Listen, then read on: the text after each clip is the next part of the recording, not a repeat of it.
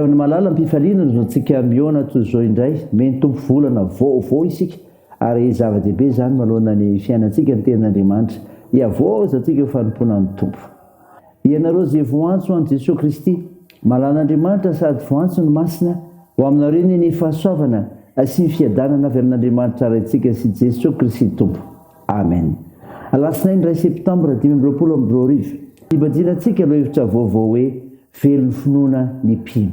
Andeha ry havana idera sy ankalazan'Andriamanitra isika. Mety hafa tanana ary fihena rehetra mibio an'Andriamanitra fa Jehovah no avy indrindra ka tokony atahorana mpanjaka lehibe ambony tany rehetra izy. Amen.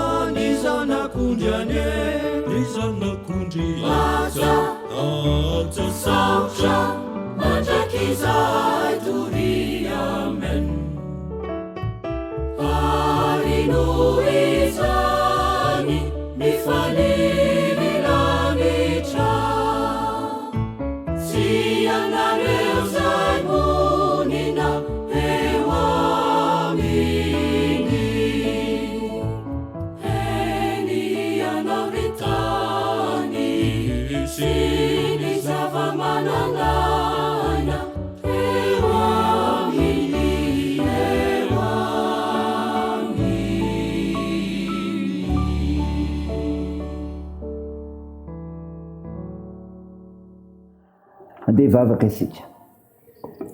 Andriamanitra ray zanaka ary fanahy masino, Andriamanitra ny fanantenana ianao, tia nilaza sy nanavatra ny tokony ataonay sy ny tokony ho fantatray ho amin'ny firenenay. Koa misaotra anao zahay, midera sy mankalaza, mame voninahitra ny anaranao masina. Tompo, fona aminao zahay fa tsy tanteraka. Mamindra fo aminay, mamela ny elikay, indrindra ho an'ny firenenay. Raisinay amin'ny finoana ny famindramponao. Feno ny fananao masina zay tompo raha indreny nofinaina. Ananany toky amin'ny finoanay, fa Andriamanitra ny fanantenana ianao. Anaran'i Jesosy Kristy naovanay izany mivavaka izany. Amen. Ny ofinaina ho antsika amin'ity ry havana malala dia hitanao amin'ny bokin'ny Genesis. Genesis 12 andiny voalohany ka hatramin'ny fadimy folo. Mivaky toy izao minaran'i Jesosy. Ary Jehovah niseho tamin'ny Abrahama teo ankazotera bitany Mamre, ary mipetraka teo ambaravarany laina izy raha nafana ny andro.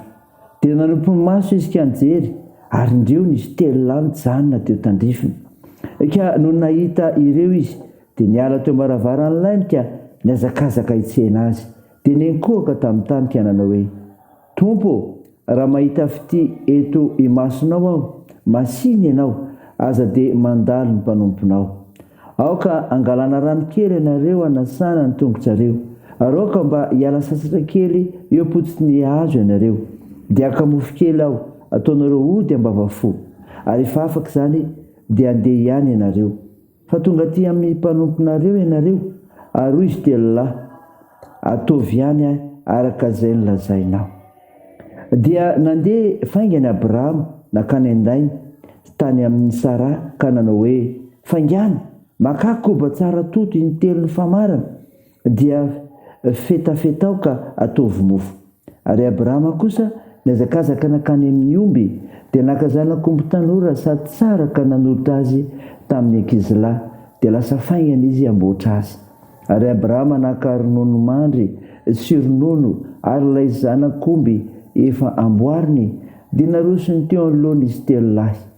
Ary nijanona teo anilany, teo ambanin'ny hazo izy, dia nihinana izy telo lahy. Ary hoy izy telo lahy tamin'ny Abrahama, aiza Sara vadinao? Ary hoy kosa izy, indro ao anday izy. Ary hoy izy, hiverina aminao tokoa aho raha avy ny taona toy izao, ary indro anana zazalahy Sara vadinao. Sara nandre izany teo ambaravarany izay teo ivoan'ilay ny teny.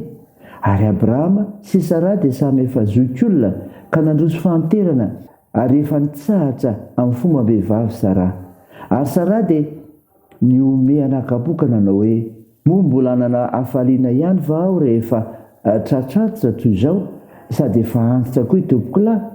Ary hoy Jehovah tamin'ny Abrahama, nahoana no niome Sara ka nanao hoe, hiteraka tokoa va ianao kanefa izao efa antitra izao? Fa moa misy zavatra mahagaga izay tsy sain'i Jehovah va? Amin'ny fotoan'andro raha avy ny taona toy izao, dia hiverina aminao aho, ary Sara hanana zazalahy. Dia nandà Sara satria natahotra azy ka nanao hoe, tsy niome aho tsy akory, fa hoy izy niteny, tsia fa niome mihitsy ianao. Amen. Ray masino, manamasinana amin'ny fahamarinana, ny teninao ny fahamarinana. Amen. Ry havana malala, ao aminao ny fiadanana avy amin'ilay Jesosy Kristy mpamonjy antsika ilay mahay zavatra rehetra. Nofinaina ho antsika anio ka andronetsika teo Genesis 12 andiny voalohany ka hatramin'ny 15 tantara milaza niseho ny anjely teo amin'ny Abrahama no voalaza eto. Izao no fanamariana mitondra finoana sy fanantenana ty tantara milaza famangin'Andriamanitra ity. Mame tokony tompo rehefa mamangy fa anatanteraka ny tsy azony olona inoana izy. Ka tsao mivelona amin'ny finoana, mifandraisa tsara amin'Andriamanitra. Zany ry havana, mifandraisa tsara amin'Andriamanitra. Mananjaza tokoa ny voambolana ampiasaina amin'reto andininy reto, Mamre, laza hevitra momba ny fahitany zany. Nahita telo lahy tandrifiny lainy Abrahama, niazakazaka tsena ireo izy. Ny isa telo dia ety milaza an'Andriamanitra. Izany no antony niankofan'i Abrahama satria niantsony hoe tompo. Koa ny fomba fanajana amin'ny fandraisana sy fampiatsanombaniny nataony dia tsy fahalalam-pomba fotsiny fa mariky ny fahavononany sy zotom-po andray ny tompo ka ifandray aminy. Isika koa ry havana, ka tsao ny velona amin'ny finoana ka manaja azy, mifandraisa tsara aminy amin'ny fiainona sy fankatoavana amin'ny teny ary amin'ny vavaka. Efa nanao toy izany koa mantsy Jesosy tamin'ny andro fahavelomany niaina tamin'ireo apôstôly. Ka tsao ny velona amin'ny finoana, ka dia izao aza misalasala fa hainy mamadika ny rasa. Zany ry havana, atsika ny 2:10 zany. Nampanantena niterahan'ny Sara ireto vahiny mahagaga reto, na dia efa nitsady zaza no nifanterina azy Sara, niome Sara raha nandre ilay teny fanomezan-toky. Mario, fa verina inefatra ny teny hoe niome. Misy heviny zany satria na fiomezana manomboka tamin'ny fisalasalana sy tsy finoana no hivadika ho hempifaliana na fiomezana nahazo zazalahy araka izay voalazan'ny Genesisy. Nivadika ny rasa ka tsao ny ivelona amin'ny finoana ary aza misalasala fa iny tompo ny mamadika ny rasa amin'ny alalan'i Jesosy Kristy mitondra fiainana ho anao. Zany ry havana, zava-misy amin'ny fiainantsika zany dia izao minoa ny amin'izay ataon'Andriamanitra anao izay ampiariny amin'ny fiainanao koa mba hisehoan'ny voninahitra Andriamanitra. Teo n'Andriamanitra irery ny voninahitra. Amen. Hivavaka isika. Andriamanitra, misaotra ny mofinaina nomenao anay izay milaza ny famangin'Andriamanitra ny Abrahama izay manome toky fanatanteraka ny tsy azo ny olona inoana izay mitarika ny fikatsahana ivelona amin'ny finoana amin'ny fandraisana tsara aminy. Ka tsy misalasala fa hainy mamadika ny rasa. Tompo, mivavaka aminao izay ho an'ny firenenay mba hisy voka-tsoa ny fitoniana amin'ny filazantsara atao. Mivavaka aminao izay ny anasan'ireo marary sy ny asa fitsaboana. Ampionoana ireo azo manjo, vonjeo ireo sahirana ka tohanao ireo marefo zokiolona. Tsinjovina ny ampigadrana. Tompo, tao io ny fiazakazahanay, ny asa fivelomana, ny fikasana tsara, ny fianarana. Dia merovanay, mivavaka dia ataony amin'ny anaran'i Jesosy Kristy mpamonjy anay, izay nampianatrinay nivavaka manao hoe: Ranay io izay any an-danitra, ao masinana eny anaranao, ho tonga anie ny fanjakanao, atao anie ny sitraponao etsy an-tany ho tahaka ny min-danitra. Mihona an'io izay anona sahaza ao anay, ary mamela ny elikay tahaka ny namelanay izay meloka taminay, ary aza mitondra anay amin'ny fakam-panahy, fa manafanay amin'ny ratsy, fa anao ny fanjakana sy ny hery, ary ny voninahitra mandrakizay. Amen. Raha isy finoana revana nitsodrana tohitra anao amin'ny anaran'i Jesosy Kristy. Aza matahotra ianao fa momba anao aho, ary aza mierikerika foana fa izao n'Andriamanitra aho, mampahery anao sady mamonjy anao. Eny mitantana ao an-tanakavana amin'ny fahamarinako aho. Amen. Dia ho an'Andriamanitra irery ny voninahitra amin'ny anaran'ny Ray sy ny Zanaka ary ny Fanahy Masina.